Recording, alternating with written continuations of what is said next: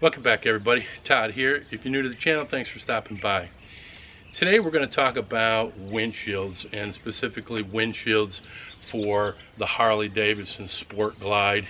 And what I'm going to cover in today's video is how I've been able to create the perfect wind pocket for myself for doing some light touring, or touring as a matter of fact. I just came off a 3-day trip where we did over 1,100 miles and 22 hours of seat time. So I've got this thing really dialed in for an air pocket, and it's not just about the windshield, it's about a whole system. So come on with me and we'll jump into what I've done to create this air pocket that I think most of us are trying to accomplish. So what you're looking at here is a combination of the Gustafsson 16-inch Grand Touring windshield along with the extra long lower wind deflectors that attach right to the fairing, and then you're looking at some vented lower leg fairings right there on the bottom too. And it really is the combination of all of that that is going to create the right wind pocket for you. I've done a number of different videos on getting the windshield height dialed in and that kind of a thing, so you can go back and check those out. I'll put a link in the description. One of the key factors that I learned as I jumped into experimenting with different windshields and different windshield heights is it's not all about the windshield. You get a lot of air coming up from underneath, and if you don't do something about that wind underneath, you're never going to get an air pocket dialed in for yourself. So one of the big missing links for me, or the final things that I added, was the lower leg fairings, and that made a huge difference to finishing off that wind pocket. Those lower wind deflectors that attach to the fairing are another critical part of the system, because when I rode with just the windshield, it was definitely helping, but you were catching, again, a lot of air coming up from alongside of the tank, and that was coming right up the front of you and pushing your jacket up, and it was actually contributing to the wind buffeting kind of coming behind your head. So once I added those along with the windshield, that started to make a big difference. But without those lower leg fairings, it was still not a clean air pocket.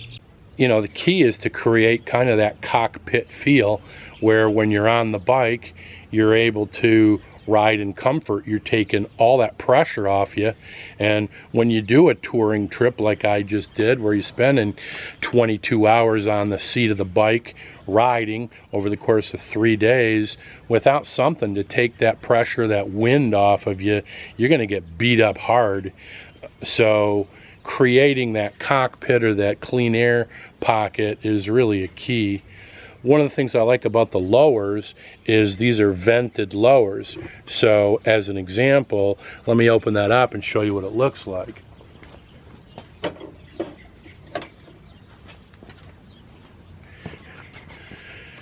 So you can see now that that's opened up, how much wind that lets through. And so riding on a hot day, and we were riding, and it was in the upper 80s into the lower 90s on at least one of the days, and that made a big difference. Just being able to open that up, and even with the vent open, it didn't impact any kind of buffeting on my head or my chest or anything like that, really. And then I will say this: having those lowers was nice, because on our way back we did all expressway because we were trying to outrun some storms, and we ended up riding for about an hour and a half in the rain at highway speed. So you're talking about 75 miles an hour, and with those lowers closed, it really helped keep my boots dry. And of course I was, I had my rain gear on, but again, riding in the rain like that, having the right cockpit is going to be super important to your comfort. You can see this Grand Touring windshield has the vents in it to let air flow through, similar to if you look at the street glide and even the road glides, they have some vented air pockets in their fairings, and that's to be able to relieve some of that back pressure so that you don't have the wind buffeting. And the truth is, you don't really have a lot of wind that goes through there, and riding in the rain, it was no kind of an issue either. That windshield really kept the rain off of you, and we were going through some serious downpours, and if you're running 75 miles an hour in a pretty good downpour, you know what I'm talking about. You're taking some rain, and again, that created that pocket there to keep that rain from really beating me up. Now, I was wearing a full-faced helmet with a shield on it, but still, you know what I'm talking about if you've ridden in the rain. I'll put a link to all of these different parts that I've put on in the description so that you can check out more information on those products on your own if you'd like. But this is the system that I've come up with. It really is a good system. Now, this is all centered around using or utilizing that mini bat wing fairing that comes standard on the Sport Glide. There are definitely other options that you can run with. You've got Sharknado has come up with their fairing that'll fit that. If you like an old school look, you can check out Memphis Shades. They've got that drop top Memphis Shades Fats for the 2018 to 21 Sport Glide, and that's going to give you kind of that Road King or Heritage look, you know, with just a big windshield, no fairing. But that I would really like to try that, to be honest with you.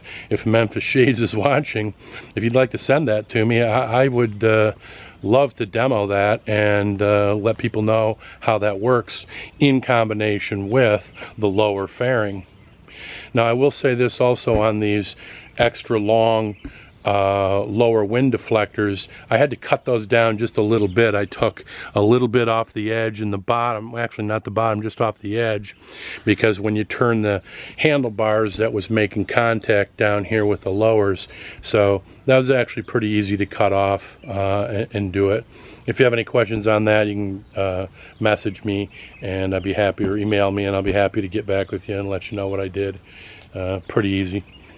But yeah, so all right, I know I'm rambling, but a lot of work has gone into this, and if you're really curious to my process, check out my playlist on my channel on the Sport Glide, and you'll see a lot of different trial and error here.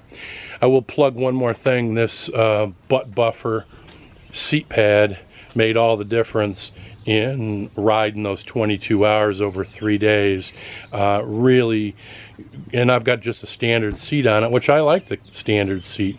I did a video on the butt buffer. You can look at that if you'd like. I'll put a link in the description, but that really takes those pressure points away, and I was pretty comfortable, you know, riding 6-7 hours at a time. So that's been a great addition to what I've done here, just to set myself up to be able to do some touring on this bike. That's going to do it for this video. I really appreciate you guys tagging along. I hope you learned something. I hope you got a bit or two of information out of this video that could help you in your quest of putting that right wind pocket together for yourself. I'll put a lot of information to different videos on the components and links and whatnot in the description, so check that out. And if you haven't already, hit the subscribe button, and then we'll see you on the next one.